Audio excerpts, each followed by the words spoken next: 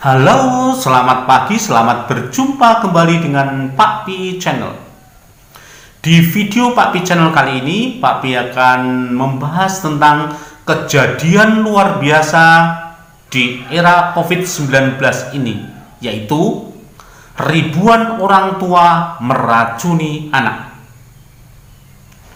Nah, untuk mengetahui siapa pelaku dan kapan terjadinya, ikuti terus di video kali ini sehingga sahabat Pak Pi paham. Tapi jangan lupa like dan subscribe di video kali ini, dan jangan lupa tekan tombol lonceng sehingga rekan-rekan sahabat Pak Pi akan tahu video terbaru dari Pak Pi yang logis dan mencerdaskan. Ini Pak Pi akan menganalisis kejadian yang luar biasa itu dari sudut pendidikan. Nah, ketika kita membahas kejadian dari sudut pendidikan, maka kita harus tahu dulu bagaimana hakikat pendidikan itu. Nah, kita punya tokoh fenomenal, yaitu dua tokoh pendidikan nasional yang tidak lekang oleh zaman, yaitu Ki Hajar Dewantara dan Engku Muhammad Syafi'i. Bagaimana hakikat pendidikan menurut dua tokoh tersebut? Nah, sebetulnya pendidikan di Indonesia itu dilaksanakan untuk menjawab demoralisasi dan dekadensi generasi yang telah merongrong generasi muda kita. Bahkan Presiden Republik Indonesia Joko Widodo mengemas pendidikan nasional dengan bungkus besar, yaitu revolusi mental. Sebetulnya kata itu muncul karena bagian dari kegelisahan bangsa Indonesia terhadap demoralisasi dan dekadensi generasi kali ini. Nah, dua tokoh pendidikan kita, yaitu Ki Hajar Dewantara dan Engku Muhammad Syafi'i, itu sudah memberikan acuan untuk menjawab hal tersebut. Nah, ketika kita berbicara tentang dunia pendidikan, Ki Hajar Dewantara sudah berpikir, mempunyai pola pikir yang luar biasa yang ketika itu dilaksanakan. Bahkan kejadian itu, proses pendidikan itu tidak pernah lekang oleh zaman. Ki Hajar Dewantara menyebutkan pusat pendidikan itu ada tiga, yaitu di rumah, di sekolah, dan di masyarakat. Apakah ini lekang oleh zaman? Tidak. Di era pandemi ini, pendidikan nasional juga menerapkan hal tersebut. Karena proses pendidikan tidak bisa dilaksanakan tatap muka di sekolah, maka proses daring dengan pola pendampingan orang tua itu sangat pas, sesuai dengan pusat pendidikan yang disampaikan oleh Ki Hajar Dewantara.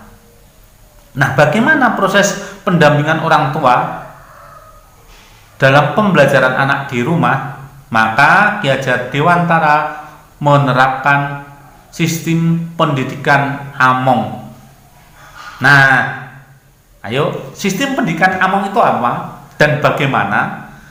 Sistem pendidikan Among itu, kemerdekaan belajar sangat dibutuhkan, tetapi tidak mengesampingkan pendampingan orang tua dengan mengetengahkan ing ngarsa sung tulodo ing madya mangun karso tutwuri handayani.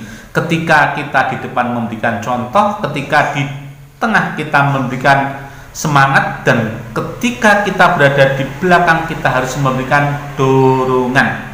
Nah, itu sistem Among dan sistem pendampingan terhadap proses pendidikan. Nah, bagaimana pendidikan menurut Ki Hajar Dewantara?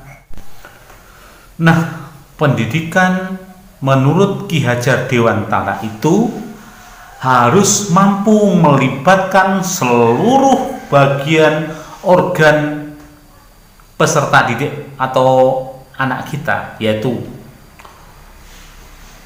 olah jiwa, olah hati, olah rasa, dan olah raga. Keempat komponen itu harus mampu bekerja.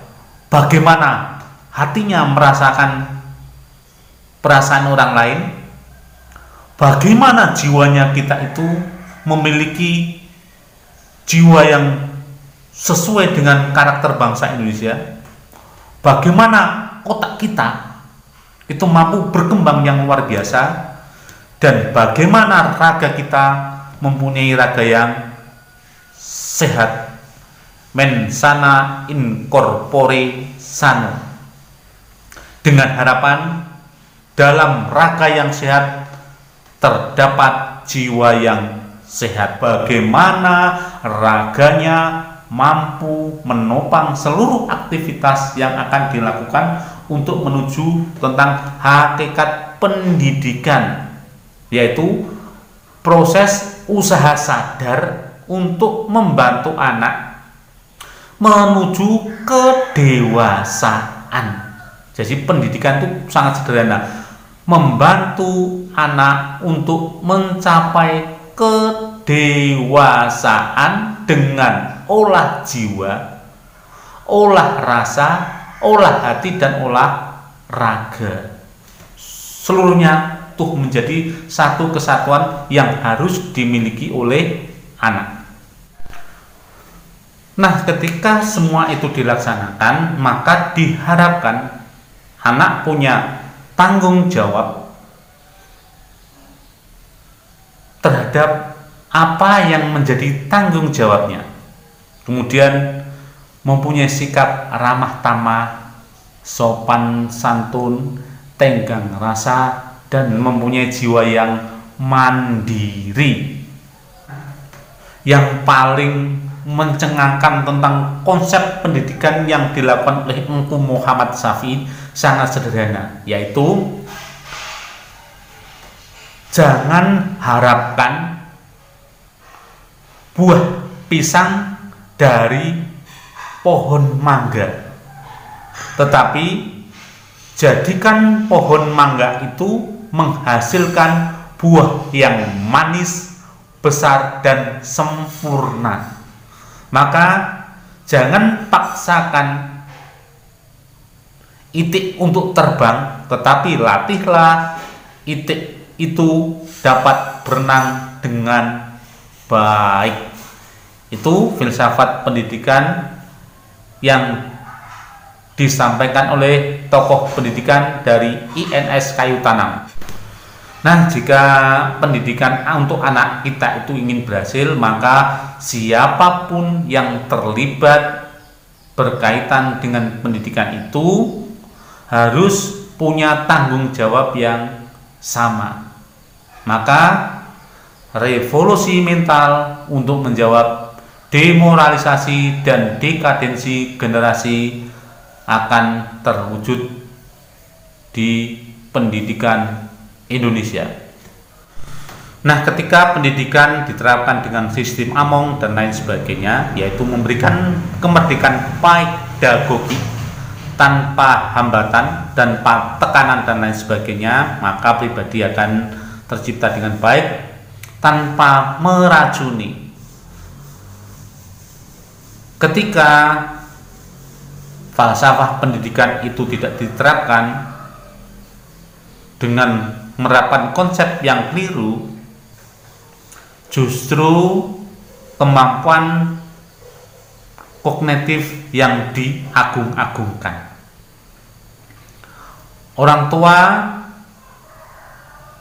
akan menangis jika anaknya mendapatkan nilai yang jelek, atau bahkan orang tua akan bersedih kalau nilainya tidak baik. Maka segala cara dilakukan, termasuk hari ini di era COVID-19 ini,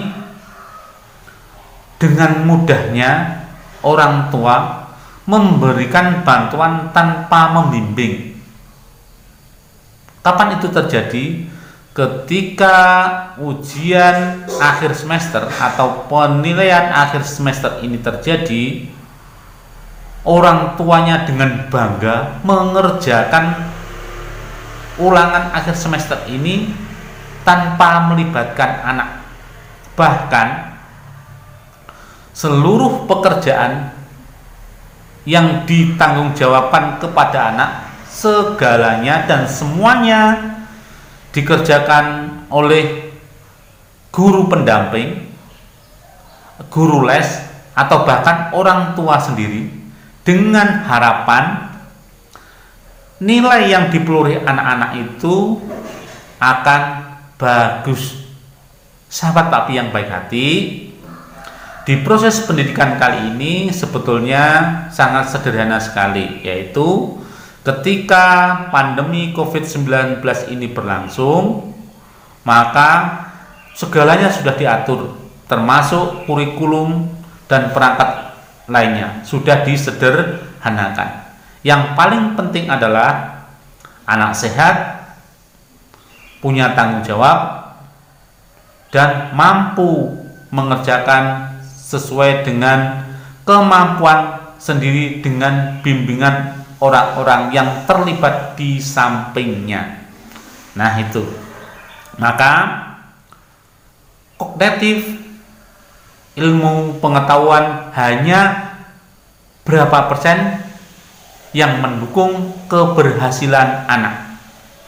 Justru keberhasilan anak itu akan didukung sepenuhnya oleh kemandirian dan tanggung jawab anak itu sendiri.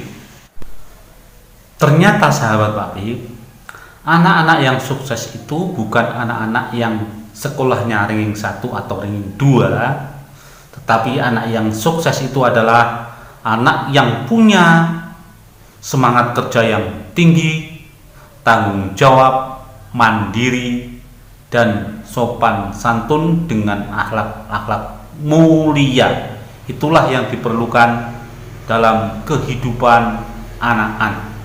Maka ketika orang tua mengerjakan seluruh tugas yang diberikan kepada anak, melepaskan tanggung jawab anak dan diselesaikan oleh orang tua adalah bagian dari meracuni anak. Sahabat Pak Pi, orang tua tidak usah takut anaknya mendapatkan nilai yang tidak bagus, tetapi takutlah jika anak kita tidak punya rasa tanggung jawab, tidak punya jiwa kerja keras, tidak punya jiwa mandiri, dan tidak punya akhlak yang mulia. Itu yang justru kita takutkan di era globalisasi dan era milenial kali ini. Bravo pendidikan Indonesia, maju terus, jayalah anak didik kita.